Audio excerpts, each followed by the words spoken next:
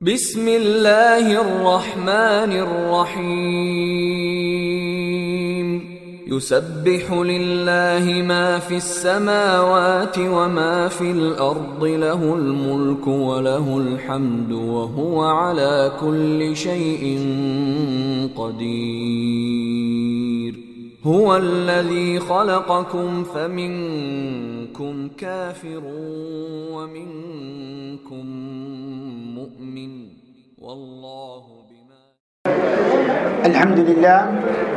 الحمد لله رب العالمين والصلاة والسلام على رسوله الأمين وعلى آله وصحبه أجمعين. പ്രിയമുള്ള സഹോദരന്മാരെ, സഹോദരികളെ, ഷെയ്ഖുൽ ഇസ്ലാം മുഹമ്മദ് ഇബ്നു അബ്ദുൽ വഹാബ് റഹ്മഹുല്ലാ രചിച്ച അൽ ഉസൂലു സിത്തയുടെ പഠനത്തിലാണ് നാം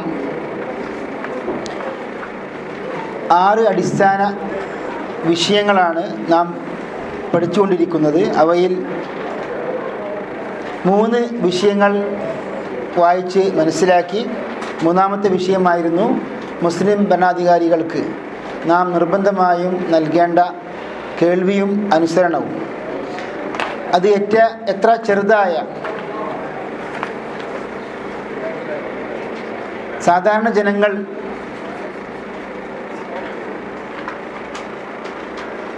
താഴ്ത്തിക്കെട്ടി കാണുന്ന ഹബശക്കാരനാണെങ്കിലും അവൻ നിർബന്ധമായും അനുസരിച്ചു കൊള്ളണമെന്നാണ്. ഒരിക്കൽ ഉമർ റളിയല്ലാഹു അൻഹു ഭരണകാലത്ത് മക്ക ഗവർണറായി നിശ്ചയിച്ചിരുന്നത് നാഫിഇനെയായിരുന്നു, നാഫിഇ ഇബ്നു അബ്ദുൽ ഹാരിസ്. അങ്ങനെ അദ്ദേഹം ഉമറുമായി ഉസ്ഫാനിൽ വെച്ച് കണ്ടുമുട്ടി. ജിദ്ദയിൽ നിന്ന് മദീനയിലേക്ക് പോകുമ്പോഴുള്ള ഒരു പ്രദേശമാണ് ഉസ്ഫാൻ.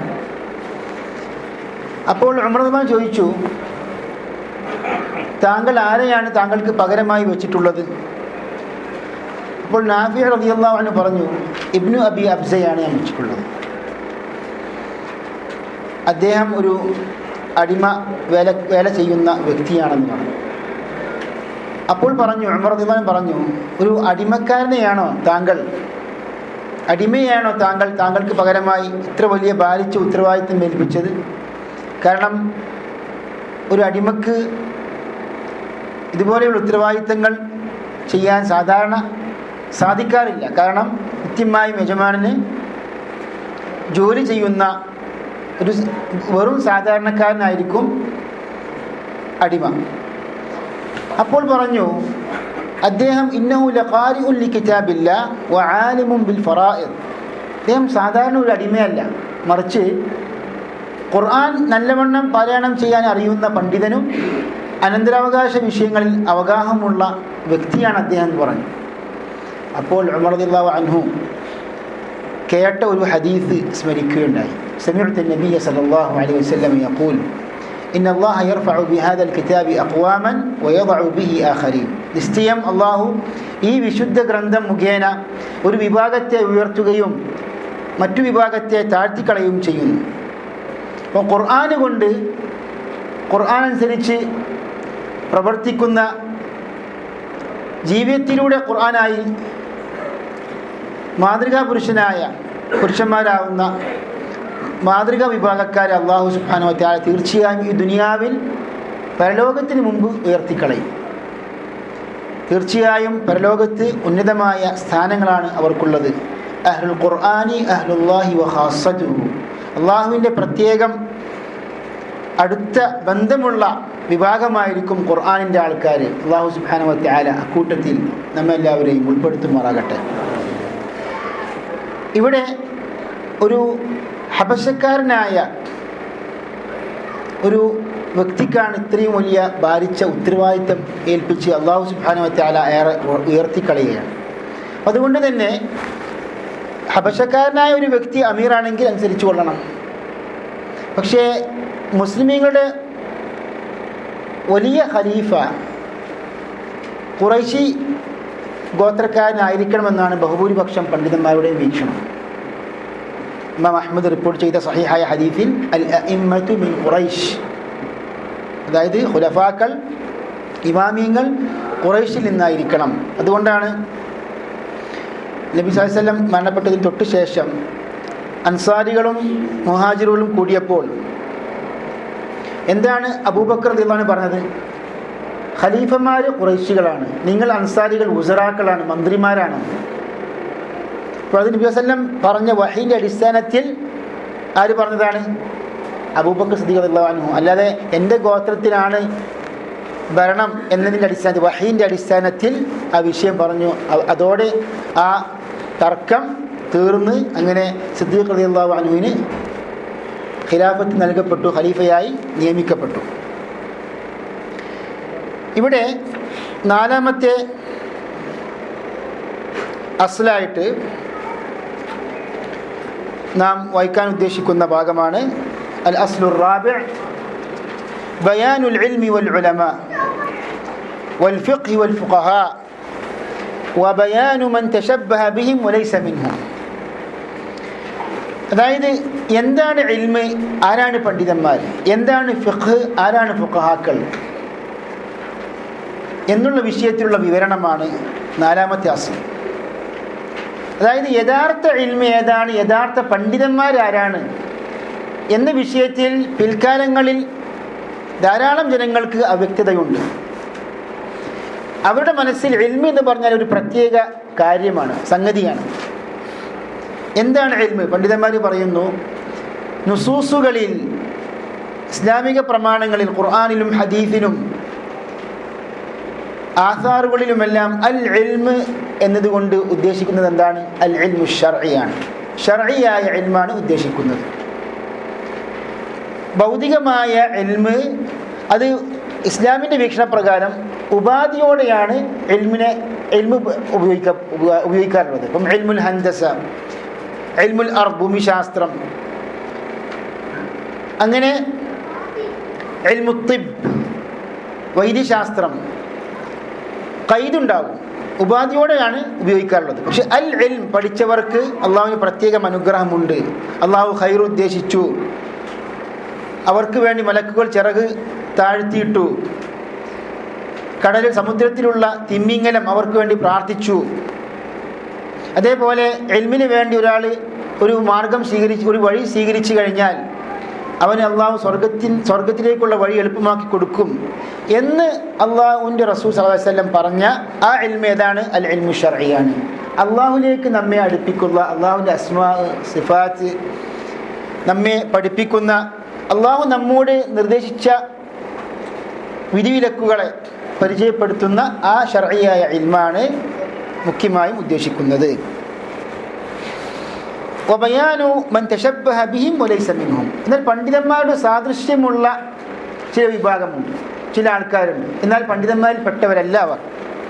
ഈ അസ്ല് ഷെയ്ഖ് പറയാണ്, വഖദ് ബയ്യന അല്ലാഹു ഹാദൽ അസ്ല ഫി അവ്വലി സൂറത്തുൽ ബഖറ. സൂറത്തുൽ ബഖറയിലെ തുടക്കത്തിൽ അല്ലാഹു സുബ്ഹാനഹു വ തആല വിവരിച്ച ഒരു അടിസ്ഥാന വിഷയമാണിത്. എന്താണ്? യാ ബനി ഇസ്രാഈൽ അദ്കുറു നിഅമതി അല്ലതി അൻഅംതു അലൈക്കും വഔഫു ബിഅഹ്ദി ഊഫി ബിഅഹ്ദിക്കും. ഓ ഇസ്രായേലിലെ, ഞാൻ നിങ്ങൾക്ക് നൽകിയ അനുഗ്രഹത്തെ നിങ്ങൾ സ്മരിക്കുവിൻ. വഔഫു ബിഅഹ്ദി ഊഫി ബിഅഹ്ദിക്കും. നിങ്ങൾ ഞാനുമായി നടത്തിയ ഉടമ്പടി നിങ്ങൾ പാലിക്കുക, കരാറ് പാലിക്കുക. എന്താണ്? മുഹമ്മദ് നബി സല്ലല്ലാഹു അലൈഹി വസല്ലം എന്ന പ്രവാചകൻ അവസാന കാലത്ത് വരും. ആ പ്രവാചകനെ നിങ്ങൾ കണ്ടു കഴിഞ്ഞാൽ നിങ്ങൾ അദ്ദേഹത്തിൽ വിശ്വസിക്കണം എന്നൊരു ഉടമ്പടി ഉണ്ടായിരുന്നു.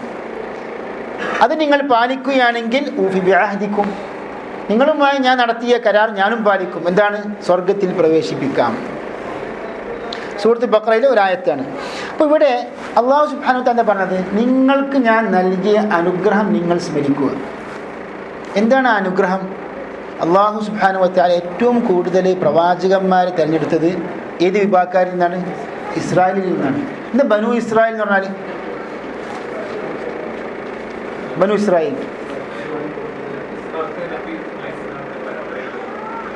ഇസ്രായേലിൻ്റെ ഉദ്ദേശം എന്താണ്?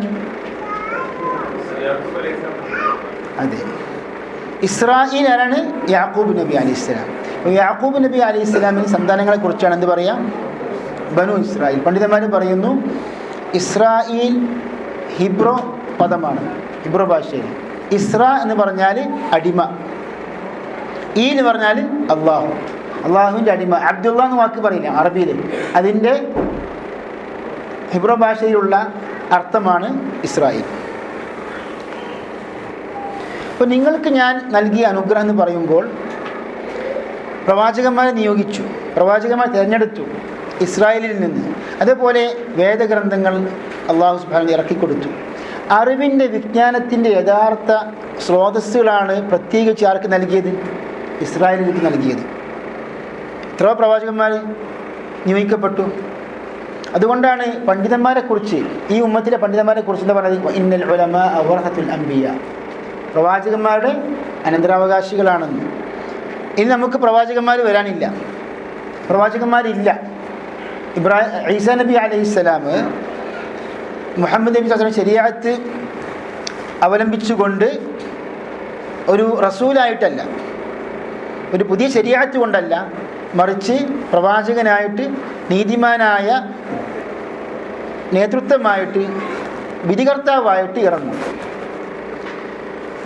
എന്നാൽ നബി സ്വല്ലല്ലാഹു അലൈഹി വസല്ലം പറഞ്ഞിട്ടുണ്ട്, എനിക്ക് ശേഷം പ്രവാചകന്മാരില്ല, പക്ഷേ മുഹദ്ദിസീങ്ങളുണ്ട്. മുഹദ്ദിസീങ്ങൾ എന്താണ്? അത് ഇൽഹാമ് നൽകപ്പെടുന്ന അള്ളാഹുവിന് ദിവ്യബോധം മനസ്സിൽ തോന്നുന്നതിനാണ് എന്ത് പറയുക? ഇൽഹാം എന്ന് പറയും. അഥവാ അള്ളാഹുവിൻ്റെ ഔലിയാക്കൾ. ആ ഔലിയാക്കൾ മുഹദ്ദിസീങ്ങളിൽ പെട്ട നബി സല്ലല്ലാഹു അലൈഹി വസല്ലം പേരെടുത്ത് പറഞ്ഞ വ്യക്തി ആരാണ്? ഉമർ ഇബ്നുൽ ഖത്താബ് റളിയല്ലാഹു അൻഹു. ശൈഖുൽ ഇസ്ലാം ഇബ്നു തൈമിയ്യ പറയുന്നു, ഈ ഔലിയാക്കളെ വിഷയം ചർച്ച ചെയ്തപ്പോൾ, ഇൻഷാ അല്ലാഹ് അത് നമ്മൾ ഇപ്പോൾ ഈ വിഷയത്തിലല്ല പറയേണ്ടത്, എങ്കിലും ആ ഓർമ്മിച്ചപ്പോൾ പറയാണ്, ഉമർ റളിയല്ലാഹു അൻഹു ഇത്രയും നബി സല്ലല്ലാഹു അലൈഹി വസല്ലം പുകഴ്ത്തി പറഞ്ഞിട്ടും മുഹദ്ദിസാണെന്ന് വിശേഷിപ്പിച്ചിട്ടും ഖുർആൻ സുന്നത്ത് അനുസരിച്ചാണ് ഉമർ റളിയല്ലാഹു അൻഹു ഏത് വിഷയവും വിധിക്കാറുള്ളത്. അഥവാ തനിക്ക് തോന്നിയ അഭിപ്രായം ഖുർആൻ സുന്നത്തിൻ്റെ വീക്ഷണത്തിൽ തെറ്റാണെങ്കിൽ അത് ഉപേക്ഷിക്കും.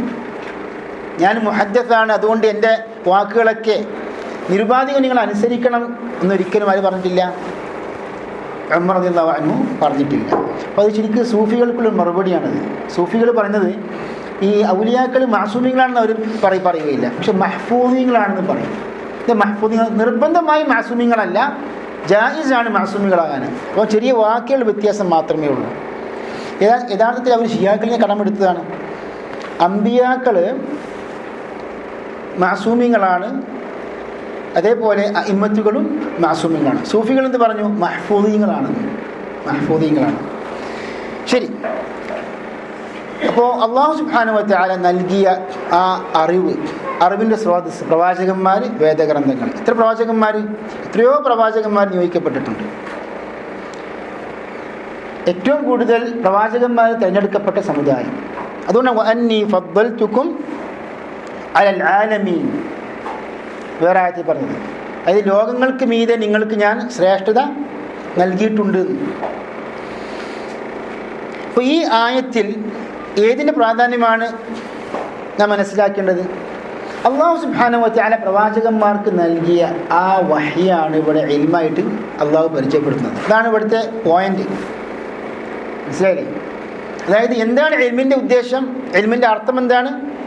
പ്രവാചകന്മാരിലൂടെ അല്ലാഹു സുബ്ഹാനഹു വ തആല പഠിപ്പിച്ചു തന്ന, എത്തിച്ചു തന്ന വിജ്ഞാനം, അതാണ് യഥാർത്ഥ വിജ്ഞാനം.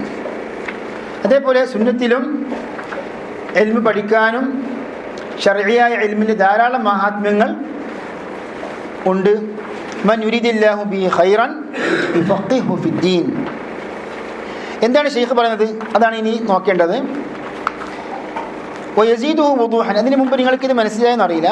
ഇവിടുന്ന് ശൈഖ് പറഞ്ഞത് ഈ ആയത്തിന് ശേഷം ഇലാ ഖൗലിഹി ഖബ്ല ദിക്രി ഇബ്രാഹിം അലൈഹിസ്സലാം, ഇബ്രാഹിം നബി അലൈഹിസ്സലാമിന് മുമ്പ്, ഇബ്രാഹിം നബി അലൈഹിസ്സലാമിനെ സ്മരിക്കുന്നതിന് മുമ്പ് അള്ളാഹു പറഞ്ഞു, യാ ബനി ഇസ്രായീല ഉദ്കുറു നിഅമതി അല്ലതി അൻഅംതു അലൈക്കും വഅന്നി ഫദ്ദൽതുക്കും അലൽ ആലമീൻ. അത് വഇദി ബിതല ഇബ്രാഹിം റബ്ബുഹു ബികലിമാത്തിൻ ഫഅതമ്മഹുൻ. അതാണ് ഇബ്രാഹിം നബി അലൈഹിസ്സലാമിൻ്റെ സ്മരിക്കുന്നതിന് മുമ്പ് എന്ന് പറയുന്നത്. അതിന് മുമ്പ് എന്താണ്? അതിന് മുമ്പുള്ള ഒരു ആയത്തിന് മുമ്പാണ് യാ ബനി ഇസ്രാഈല ഉദ്കുറു നിഅമതി അല്ലതി അൻഅംതു അലൈക്കും.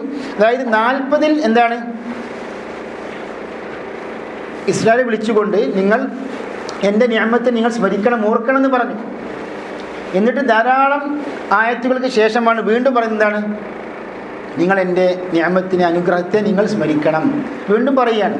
അപ്പോൾ എന്താണ് ആ വലിയ അനുഗ്രഹം? എന്താണ് അല്ലാഹു സുബ്ഹാനഹു ഇത്രയും എടുത്തു പറയാനുള്ള കാരണം? എന്താണ്? അവർക്ക് മറ്റുള്ള ഒരു വിഭാഗക്കാർക്കും കിട്ടാത്ത അനുഗ്രഹമാണ്. എത്രയോ പ്രവാചകന്മാർ നന്നാക്കാൻ വേണ്ടിയിട്ട്, എന്നിട്ടും അധപതിച്ചു പോയ ഒരു വിഭാഗമാണ് ആര്? ഇസ്രായേലിൽ. അതേപോലെ തന്നെ വേദഗ്രന്ഥങ്ങൾ അവർക്ക് നൽകപ്പെട്ടിട്ടുണ്ട്.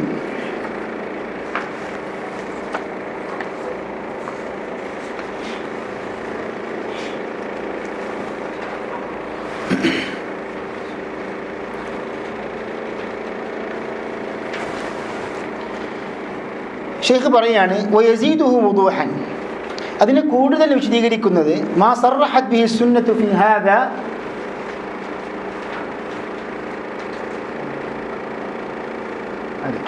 ويزيده وضوحا ما صرحت به السنة في هذا من الكلام الكثير البين الواضح للعامي البليد. അതായത് സാധാരണക്കാരനായ അറിവില്ലാത്ത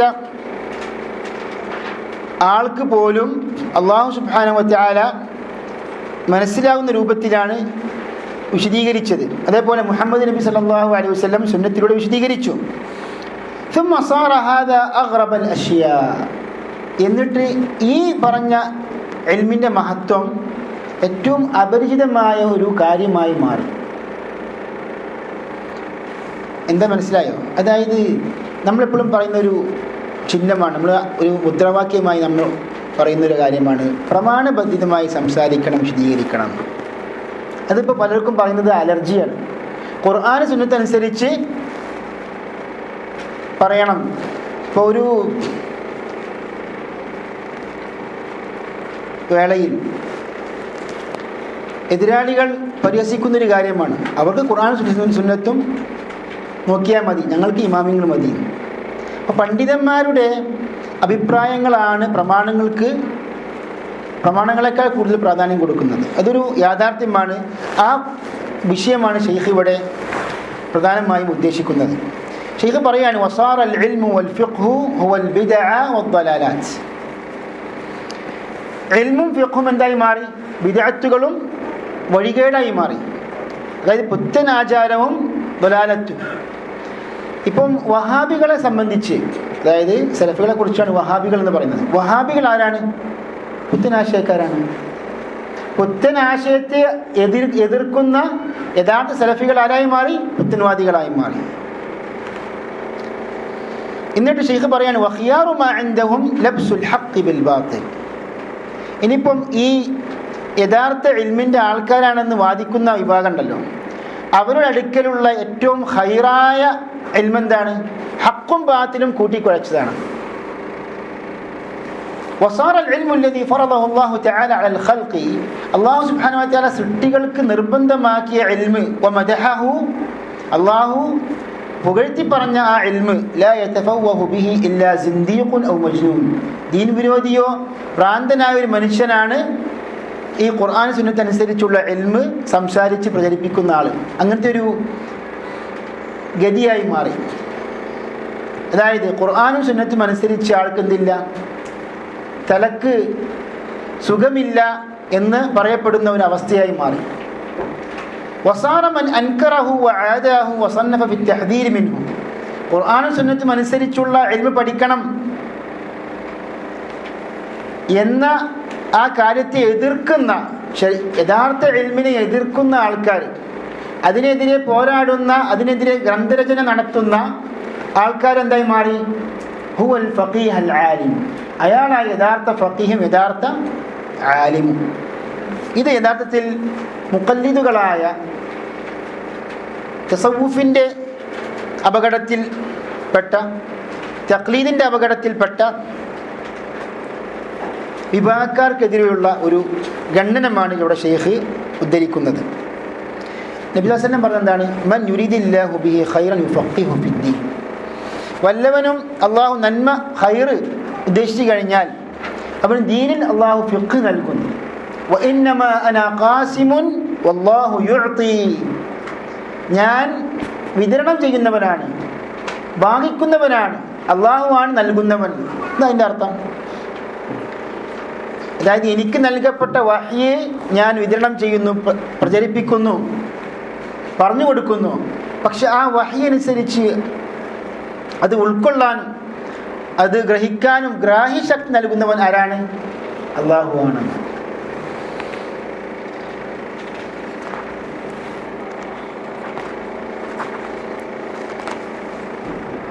പല ബിദ്അത്തിന്റെ കക്ഷികളുടെയും വീക്ഷണപ്രകാരം യഥാർത്ഥ ഇൽമ് എന്താണ്? ബിദ്അത്തുകളാണ്, ഖുറാഫാത്തുകളാണ്. നമുക്കറിയാം, നമ്മുടെ നാട്ടിലെ അൽഹംദുലില്ലാഹ് ഒരു ഉദാഹരണം എടുത്തു നോക്കുകയാണെങ്കിൽ, ഈ സലഫി ദഅവത്ത് ശക്തമായി ഇത്രയും പ്രവർത്തിച്ചത് കൊണ്ടാണ്. അല്ലെങ്കിൽ നമ്മുടെ നാട്ടിലെ മുസ്ലിമുകളുടെ അവസ്ഥ എന്തായിരിക്കും? എല്ലാവരും ഈ ഖുറാഫാത്തിൻ്റെയും കെട്ടുകഥകളുടെയും ഏടുകൾ പൊക്കി നടക്കുന്ന ഒരു ദുരവസ്ഥ ഉണ്ടായേനെ വ്യാപകമായിട്ട്. എന്താണ് ആ ഏടുകളിലും ആ മൗലൂദുകളിലും മാലകളിലും ഉള്ളത്? കെട്ടുകഥകളാണ്, കെട്ടുകഥകൾ. ഷെയ്ഖ് അബ്ദുൽ ഖാദിർ ജീലാനിയുടെ വഫാത്തിന് ശേഷം, മരണത്തിന് ശേഷം, പിൽക്കാലത്ത് വന്ന് ചില പണ്ഡിതന്മാർ, അത് സങ്കടം ചെയ്ത് ചില പാണ്ഡിത്യമുള്ള ആൾക്കാർ തന്നെ ഏറ്റെടുത്തുകൊണ്ട് ഷെയ്ഖിൻ്റെ ജീവചരിത്രം ക്രോഡീകരിക്കുകയും ഇല്ലാത്ത കുറേ കഥകൾ കടത്തിവിട്ട് ക്രോഡീകരിച്ച ഗ്രന്ഥങ്ങൾ എഴുതിയിട്ടുണ്ട്.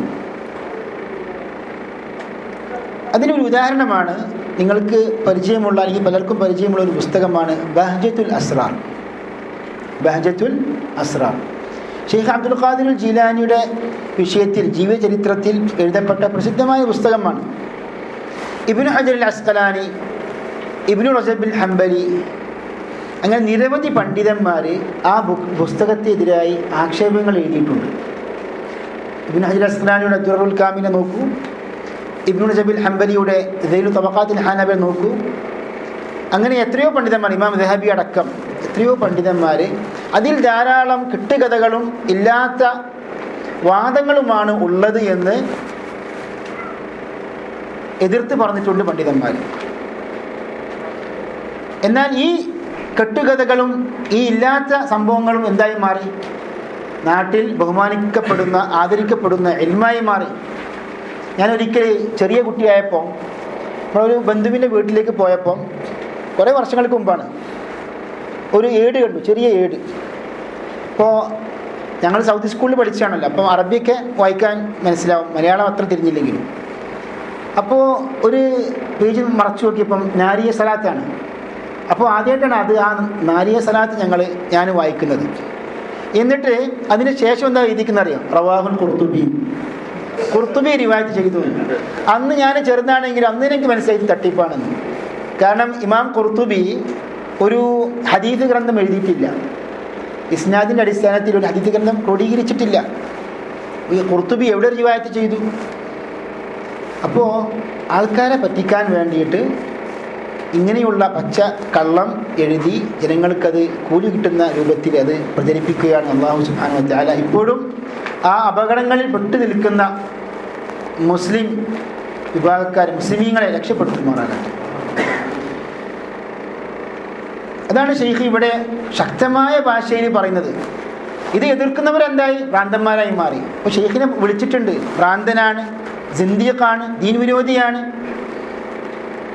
സാവി, സൂഫി വര്യനായ ഖൽവത്തി തരീഖത്തുകാരനായ സാവി, സമസ്തക്കാർ പറയും ഇമാം സാവി, അദ്ദേഹത്തിൻ്റെ തഫ്സീറിൽ പറഞ്ഞല്ലോ, വഹാബികൾ എന്ന കൂട്ടരുണ്ടാവും, അവർ ഖവാരിജികളുടെ ഒരു ശാഖയാണെന്ന് തഫ്സീർ എഴുതി വിട്ടതാണ്.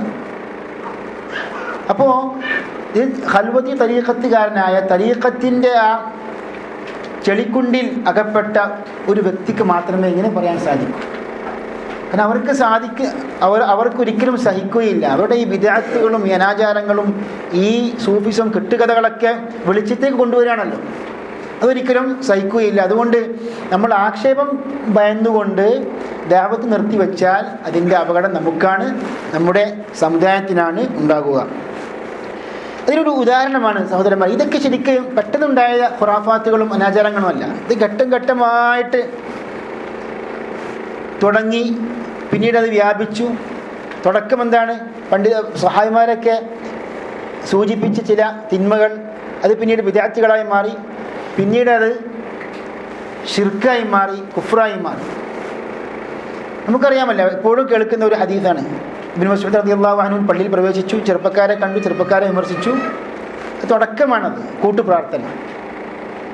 നബി സല്ലല്ലാഹു അലൈഹി വസല്ലം ഒരിക്കലും പഠിപ്പിക്കാത്ത, സഹായിമാർക്ക് പരിചയമില്ലാത്ത ഒരു കൂട്ടുപ്രാർത്ഥന. അതേപോലെ തന്നെ അതിനുശേഷം പല നിരവധി കഥകളിലും സംഭവങ്ങളിലും നമുക്ക് സലഫുസ് സാലിഹ്യങ്ങളുടെ നിലപാട് നമുക്ക് വായിക്കാൻ സാധിക്കും. അങ്ങനെയാണ് പിന്നീട് ഖബറുമായി അടുപ്പം സംഭവിക്കുന്നത്. നബി സല്ലല്ലാഹു അലൈഹി വസല്ലം നിരവധി ഹദീസുകളിൽ താക്കീത് നൽകിയ ഖബർ പൂജ പിൽക്കാലം സംഭവിച്ചല്ലോ. അല്ലാഹുമ്മ ലാ തജ്അൽ ഖബ്രി വസനൻ യുഅബദ്, ഒരു പ്രാർത്ഥനയാണ്. അതിൽ സൂചനയുണ്ട്. എന്താണ്? ഖബറുകൾ പൂജിക്കപ്പെടും. അതേപോലെ തന്നെ ലാ തജ്അൽ ഖബ്രി ഈദ, എൻ്റെ ഖബർ എപ്പോഴും സന്ദർശിക്കപ്പെടുന്ന ഒരു നിത്യമായി സന്ദർശന കേന്ദ്രമായി നീ തീർക്കരുത്. ഇതാണ് ഈദ് കൊണ്ട് ഇവിടെ ഉദ്ദേശിക്കുന്നത്. ഈദ് തഅവ്വദ എന്ന് പറയുന്ന അർത്ഥം തഅവ്വദ, ശീലിച്ചു. ജനങ്ങൾ ശീലിച്ച് എപ്പോഴും സന്ദർശിച്ചുകൊണ്ട് വരുന്ന ഒരു കേന്ദ്രമായി മാറരുത് റബ്ബേൻ്റെ ഖബർ. കാരണം എന്താണ്? അവിടെ ഖബർ മാത്രം ഉദ്ദേശിച്ചുകൊണ്ട് അനാചാരങ്ങൾ നടത്തപ്പെടുന്ന ഒരു കേന്ദ്രമായി മാറരുത്. ഇവിടെ നാം സൂചിപ്പിക്കുന്ന പ്രധാനപ്പെട്ട ഒരു വിഷയം, യഥാർത്ഥത്തിൽ സഹാബിമാരുടെയും താബിഈങ്ങളുടെയും ഉത്തമ തലമുറകൾക്ക് ശേഷം പല ബിദ്അത്തുകളും ഉണ്ടായിട്ടുണ്ട്. അതിൻ്റെ പിന്നിൽ കാര്യമായി പ്രവർത്തിച്ചതാരാണ്? സൂഫികളാണ്. ഇപ്പോൾ ബഹ്ജത്തുൽ അസ്റാർ ഒരു ഉദാഹരണം പറഞ്ഞു അല്ലേ? അതിൻ്റെ മുസന്നിഫാരാണ് അശ്ശത്തനൂഫി എന്ന് പറഞ്ഞ ഒരു വ്യക്തിയാണ്. അദ്ദേഹത്തെക്കുറിച്ച് ഞാൻ നേരത്തെ സൂചിപ്പിച്ചിട്ടുണ്ട്. അതേപോലെ തന്നെ അബൂ ഹാമിദ് അൽ ഗസാലി, അദ്ദേഹം കർമ്മശാസ്ത്രത്തിലും ഉസൂൽ ഫിഖിലൊക്കെ വലിയ പണ്ഡിതനാണ്. പക്ഷേ സൂഫിസത്തിൻ്റെ വിഷയത്തിൽ അദ്ദേഹത്തിന് ധാരാളം പിഴവുകൾ സംഭവിച്ചിട്ടുണ്ട്. അതുകൊണ്ടാണ് ഇഹ്യാ ഉലൂമുദ്ദീൻ എന്ന പുസ്തകം പണ്ഡിതന്മാർ വിമർശിക്കാനുള്ള കാരണം. ഇപ്പോൾ നോക്കൂ നിങ്ങൾ, ഇമാം ഇബ്നു തൈമിയ്യ പറയുകയാണ്, വൽ ഇഹ്യാഉ ഫീഹി ഫവായിദു കസീറ. ഇഹ്യായിൽ എന്തുണ്ട്? ധാരാളം ഉപകാരപ്രദമായ കാര്യങ്ങളുണ്ട്. ശരിക്ക് ഈ സൂഫി പിഴച്ച ചിന്താഗതികളും കെട്ടുകഥകളും വ്യാജ ഹദീസുകളും ഇല്ലെങ്കിൽ നല്ലൊരു പുസ്തകമായിരുന്നു. പക്ഷേ ഈ അപകടങ്ങൾ ഉണ്ടായതുകൊണ്ട് തന്നെ പണ്ഡിതന്മാർ അത് വായിക്കാൻ പാടില്ല എന്ന് വരെ പറഞ്ഞു. ഷെയ്ഖുൽ ഇസ്ലാം പറയാണ്, ലാക്കിൻ ഫീഹി മവാദു മദ്മൂമ, അതായത് ആക്ഷേപാർഹമായ പല സംഗതികളും അതിലുണ്ട്. ഫഇന്ന ഫീഹി മവാദ ഫാസിദ മിൻ കലാമിൽ ഫലാസിഫ, ഫൽസഫക്കാരുടെ, ഗ്രീക്ക് ഫൽസഫക്കാരുടെ, തത്വചിന്തകരുടെ നീചമായ ചില മവാദുകൾ അതിലുണ്ട്. തതഅല്ലഖു ബിത്തൗഹീദി വന്നുബുവ്വതി വൽ മആദ്, അതായത് ഫൽസഫക്കാരുടെ ഫിലോസഫി പ്രകാരം പ്രവാചകത്വം വിശദീകരിക്കുക, അതേപോലെ ഖിയാമത്ത് നാൾ, പരലോകം വിശദീകരിക്കുക. ഏകദൈവ വിശ്വാസം വിശദീകരിച്ചാൽ എന്തായി മാറും? ധാരാളം പിഴവുകൾ സംഭവിക്കും. അതേപോലെ തന്നെ ഫഇദാ ദുകിറത് മആരിഫു സൂഫിയ്യ, അതായത് ഇഹ്യാ ഉലൂമുദ്ദീനിൽ എന്തൊക്കെ അപകടങ്ങൾ? തത്വചിന്തകരുടെ വിശ്വാസപ്രകാരമുള്ള ധാരാളം വിശദീകരണങ്ങളുണ്ട്. അതേപോലെ തന്നെ സൂഫികളുടെ പിഴച്ച ചിന്താഗതികളും അതിലുണ്ട്. ഷെയ്ഖുൽ ഇസ്ലാം ഇബ്നു തൈമിയ്യ പറയാണ്, സൂഫികളുടെ വിഷയങ്ങളൊക്കെ പറയപ്പെട്ട് കഴിഞ്ഞാൽ ഫഇദാ ദുകിറത് മആരിഫു സൂഫിയ്യ കാന ബിമൻസിലതി മൻ അഖദ അദുവൻ ലിൽ മുസ്ലിമീൻ അൽബസഹു സിയാബൽ മുസ്ലിമീൻ, അതായത് മുസ്ലിമുകൾ ശത്രുവിനെ കൊണ്ടുവന്നിട്ട് അയാൾക്ക് മുസ്ലിമുകളുടെ വേഷം നൽകിയാൽ അങ്ങനെ ഉണ്ടാവും. അങ്ങനെയൊരു അവസ്ഥയാണ് ഇഹ്യാ ഉലൂമുദ്ദീനിലുള്ളത്. വഖദ് അൻകറ അഇമ്മത്തുദ്ദീൻ അലാ അബി ഹാമിദിൻ ഹാദാ ഫീ കുതുബിഹി, അബൂ ഹാമിദിനെ ഈ നിലക്ക് പണ്ഡിതന്മാർ ധാരാളം എതിർത്തിട്ടുണ്ട് എന്ന്. വഖാലു, അവർ പറഞ്ഞു, പണ്ഡിതന്മാർ പറഞ്ഞു, അംറദഹു ശിഫാ യഅനി ശിഫാ ഇബ്നു സീന ഫിൽ ഫൽസഫ, എന്താണ് അബൂ ഹാമിദിനെ ഇങ്ങനെ കേടാക്കാനുള്ള, അല്ലെങ്കിൽ ഇത്രയും വഴികേടിലാക്കാനുള്ള കാരണം എന്താണ്? മർറദഹു ശിഫാ, ഇബ്നു സീന എന്ന വലിയ വൈദ്യശാസ്ത്രം ഉണ്ടായിരുന്നല്ലോ, അദ്ദേഹം വലിയ ഫിലോസഫിക്കാരനായിരുന്നു, ഫൽസഫൻ്റെ വലിയ ഇമാമായിരുന്നു, വലിയ പണ്ഡിതനായിരുന്നു. മാത്രമല്ല അദ്ദേഹത്തിൻ്റെ വിശ്വാസം എന്താണ്? പലരും ഇബ്നു സീന എന്ന ഒരു മാതൃകാ പുരുഷനായി ഇങ്ങനെ ഹൈലൈറ്റ് ചെയ്യും. യഥാർത്ഥത്തിൽ അദ്ദേഹം കടുത്ത ഷിയഈ ഇസ്മായിലി ആശയക്കാരനായിരുന്നു, കറാമത്തിൽപ്പെട്ട ഒരു വ്യക്തിയായിരുന്നു. പക്ഷെ അദ്ദേഹം ഈ വൈദ്യശാസ്ത്രത്തിൽ അവഗാഹം നേടിയിട്ടുണ്ട്, ഫൽസഫയിലും. പക്ഷെ ഫൽസഫ എന്താണ്? കുഫ്ർ നിറഞ്ഞ ഫൽസഫ, കുഫ്ർ നിറഞ്ഞ ഫൽസഫയാണ്. പണ്ഡിതന്മാർ പലരും ഇബ്നു സീന കാഫിറാണെന്ന് വരെ വിധി നൽകിയിട്ടുണ്ട്. അപ്പോൾ ഇബ്നു സീനയുടെ ഒരു പുസ്തകമാണ് എന്ത്? അഷ്ഷിഫ. ആ ഷിഫ ആണ് ആരെ കേടുവരുത്തിയത്? അബൂ ഹാമിദ് ഗസാലി കേടുവരുത്തിയത്. മാത്രമല്ല ഇബ്നു തൈമിയ്യ തുടരുന്നു, വഫീഹി അഹാദീസ് വആസാറുൻ ദഈഫ. മാത്രമല്ല ഇഹ്യാ ഉലുമുദ്ദീനിൽ ധാരാളം ദുർബലമായ ആസാറുകളും ഹദീസുകളും ഉണ്ട്. ബൽ മൗദൂഅ, അതല്ല കെട്ടുകഥകൾ, വ്യാജ ഹദീസുകളുണ്ട്. വഫീഹി അശ്യാഉ മിൻ അഗാലീത്ത് സൂഫിയ്യ വദുർറഹാതിഹിം. സൂഫികളുടെ മോശത്തരങ്ങളും അവരുടെ അബദ്ധങ്ങളുമൊക്കെ അതിൽ നിറഞ്ഞിട്ടുണ്ട്. ഇതാണ് ഇഹ്യാ ഉലുമുദ്ദീൻ്റെ അവസ്ഥ. ഈ ഗ്രന്ഥമാണ് നമ്മുടെ നാട്ടിൽ ഏറ്റവും വളരെ ആദരവോടെ കണ്ടുവരുന്ന ഒരു പ്രധാനപ്പെട്ട പ്രമാണമാണ്. ഒരിക്കൽ എൻ്റെ ബന്ധത്തിൽപ്പെട്ട ഒരു സമസ്തക്കാരനായ ഒരു വ്യക്തി പറയാണ്, ഇഹ്യാ ഉലൂമുദ്ദീനൊക്കെ വായിക്കണമെങ്കിൽ ഭയങ്കര തഖ്വയാണെന്ന്. വായിക്കുന്ന ആൾക്കിന് എന്ത് വേണം? ഭയങ്കര തഖ്വയും എല്ലാ നിലക്കും ഒരു പൂർണ്ണ കാമിലായ ഒരു മനുഷ്യനായിരിക്കണം. അയാൾ മാത്രമേ ഇഹ്യാ ഉലൂമുദ്ദീൻ തൊടാൻ പാടുള്ളൂ. പണ്ഡിതന്മാരെന്താ പറഞ്ഞത്? അപ്പോൾ ഇത്രയും നോക്കൂ നിങ്ങൾ. അതുകൊണ്ട് തന്നെ ഇഹ്യാ ഉലൂമുദ്ദീൻ വന്ന ഒരു വ്യാജ ഹദീസും അത് വ്യാജമാണെന്ന് അവർ സമ്മതിക്കൂല. കാരണം അത് വഹ്യ എന്ന രൂപത്തിലാണ് അവർ കാണുന്നത്. ഇത്രക്കും ബഹുമാനത്തോടെ കാണുന്ന ഈ ഗ്രന്ഥത്തിൽ വ്യാജമാണ് എന്ന് പറഞ്ഞാൽ ഒരിക്കലും അംഗീകരിക്കില്ല. പണ്ഡിതന്മാർ പറയുന്നു, ഈ അബൂ ഹാമിദ് ഗസാലി അദ്ദേഹം പ്രായമെത്തിയതിന് ശേഷമാണ് സഹീഹുൽ ബുഖാരി, സഹീഹ് മുസ്ലിമൊക്കെ ശരിക്കും പഠിക്കാൻ തുടങ്ങിയത്, 50 വയസ്സിന് ശേഷം. അതിനു മുമ്പ് സാധാരണക്കാർ ഹദീസുകൾ വായിക്കുമല്ലോ, അങ്ങനെയുള്ള അറിവാണ് അബൂ ഹാമിദ് ഗസാലി, അബുൽ മആനിൽ ജുവൈനി, അതേപോലെ തന്നെ ഫഖ്റുദ്ദീൻ റാസി കർമ്മശാസ്ത്രത്തിലും ഉസൂലുൽ ഫിഖ്ഹിലും അശ്ശരീ അഖീദയുടെ വലിയ പണ്ഡിതനാണ്. പക്ഷെ എന്താ കാര്യം? ഹദീസിൻ്റെ വിഷയത്തിൽ സലഫുസ് സാലിഹീങ്ങളുടെ മൻഹജിൻ്റെ വിഷയത്തിൽ വിജ്ഞാനം വളരെ കുറവായിരുന്നു. ആരാ പറഞ്ഞത്? ഇബ്നു തൈമിയ്യ പോലെ പണ്ഡിതന്മാർ. ഇനി അബുൽ മആനിൽ ജുവൈനി ആരാണ്? ഇമാമുൽ ഹറമൈൻ നിങ്ങൾ കേട്ടിട്ടുണ്ടാവും അല്ലേ? ഇമാമുൽ ഹറമൈൻ 2 ഹറമുകളും പഠിപ്പിച്ച പണ്ഡിതനായിരുന്നു. പക്ഷേ സലഫുസ് സാലിഹീങ്ങളുടെ അഖീദയെക്കുറിച്ചും അതേപോലെ തന്നെ ഹദീസുകളെക്കുറിച്ചും അറിവ് കുറവായിരുന്നു. വലിയ പണ്ഡിതനാണ്. കർമ്മശാസ്ത്രത്തിൽ ഇൽമുൽ കലാമിൽ തൗഹീദും ഫൽസഫയും ഫിലോസഫിയും കൂട്ടിക്കുഴച്ചിട്ടുള്ള ഒരു തൗഹീദാണ്. അവർ അശ്ശരികൾ പഠിക്കുന്ന തൗഹീദാണ് ഇത് ഇൽമുൽ കലാം. അബുൽ മആനിൽ ജുവൈനി എന്ന അദ്ദേഹത്തിൻ്റെ പേര്. അദ്ദേഹത്തെക്കുറിച്ച് ശൈഖുൽ ഇസ്ലാം ഇബ്നു പറയുന്നു, അമ്മൽ ജുവൈനി വമൻ സലക തരീഖതഹു ഫമാലു ഇലാ മദ്ഹബിൽ മുഅ്തസില. അബുൽ മആനിൽ ജുവൈനി ഇമാമുൽ ഹറമൈൻ എന്ന് വിളിക്കപ്പെടുന്ന ആ പണ്ഡിതൻ മുഅ്തസിലി അഖീദയിലേക്കാണ് അദ്ദേഹത്തിന് ചായ്വുള്ളത്. ഫഇന്ന അബൽ മആലി, എന്തുകൊണ്ടാണ് സൂക്ഷിക്കണത്? എങ്ങനെയാണ് അശ്ശരി അഖീദക്കാർക്ക് മുഅ്തസിലി ചിന്താഗതികൾ കടന്നു വന്നത്? ഇപ്പോൾ നമുക്കറിയാം, അല്ലാഹു സുബ്ഹാനഹു വ തആല അർശിൻ്റെ മേലെ ഉയർന്നു നിൽക്കുന്നു. അള്ളാഹു ഉന്നതനാണ്. അള്ളാഹുവിൻ്റെ ഔന്നത്യം നാം സ്ഥിരപ്പെടുത്തുമ്പോൾ അതിനെ വളച്ചടിച്ചുകൊണ്ട് തഅ്വീൽ ചെയ്തുകൊണ്ട് അശ്ശരികൾ പറയുന്നത് അത് ഉയർന്നതല്ല, മറിച്ച് കീഴടക്കിയതാണ്. അർ-റഹ്മാനു അൽ അർശി ഇസ്തവ എന്ന് അഹ്ലുസുന്നത്തിൻ്റെ പണ്ഡിതന്മാർ ഇസ്തവ എന്ന വാക്കിന് അലാ വർത്തഫഅ എന്ന അർത്ഥം കൊടുക്കുമ്പോൾ അശ്ശരികൾ പറയുന്നത് ഇസ്തൗല. ആരെ പിൻപറ്റിക്കൊണ്ട്? മുഅ്തസില പിഴച്ച വിഭാഗക്കാരെ പിൻപറ്റിക്കൊണ്ട്.